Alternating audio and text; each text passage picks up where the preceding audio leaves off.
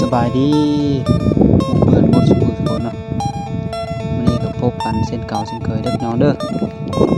คนมาเบิ่งความทุกข์ยากลำบาก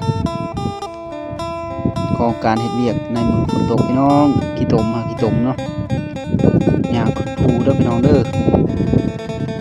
อย่างขึ้นไปหาแพทเทิร์นระเบิดเนาะก่อนที่จะอัดระเบิดแล้วก็เพื่อทำการทำลายหินเด้อพี่น้องเด้อไอ้น้องก็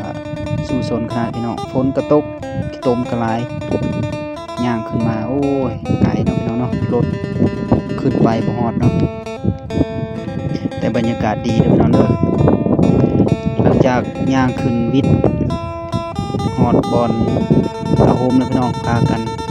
รับประทานอาหารเช้าย่างเลาะขี้ตมเนาะฝนกระตกของกินกับบ้านๆธรรมดาพี่น้องในมือฝนตกเนี่ยโอ้ยลำบากหลายทีมงานมีบอลอยู่เนาะเปียกขี้ตมหมดหลังจากกินข้าวแล้วสิพาทุกคนมาสูดอากาศบริสุทธิ์เด้อพี่น้องเด้อหมอกบรรยากาศอยู่เทิงภูสูงนี่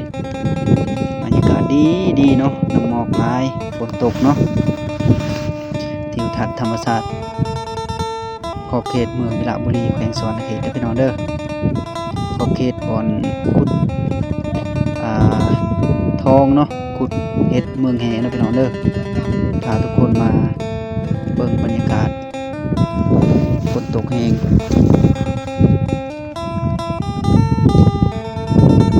ทิวทัศน์ก็งามพี่น้องป่าไม้เขียวงามเนาะแต่ว่าอีก10 ปีหรือ15 ปีข้างหน้าน่าจะบ่เห็นแล้วเนาะพี่น้องเนาะต้นไม้ใบหญ้าก็เห็นแต่ภูโลนเนาะพี่น้องเด้อเนาะการพัฒนาเคียงคู่กับการสูญเสียเนาะ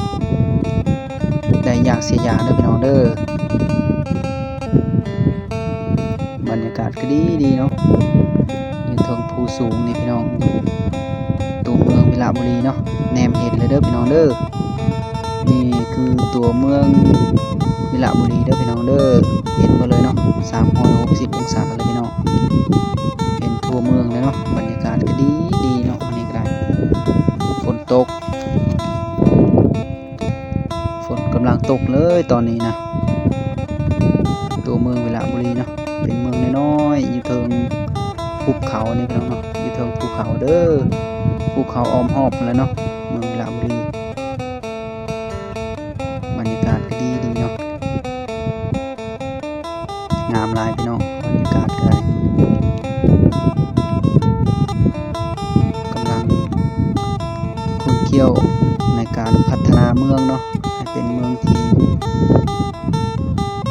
เจริญรุ่งเรืองในอนาคตเด้อพี่น้องเด้อภูผาป่าไม้เนาะ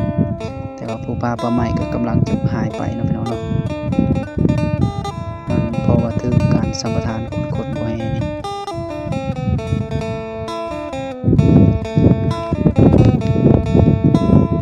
ธรรมชาติงามพี่น้องมีส่วนไม้วิกเขาเนาะของปูของไก่งามพี่น้อง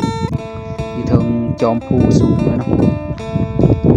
ท้องฟ้าก็ครึ้มมืดฝนตกเนาะพี่น้องเนาะแต่ว่าบรรยากาศดีเนาะ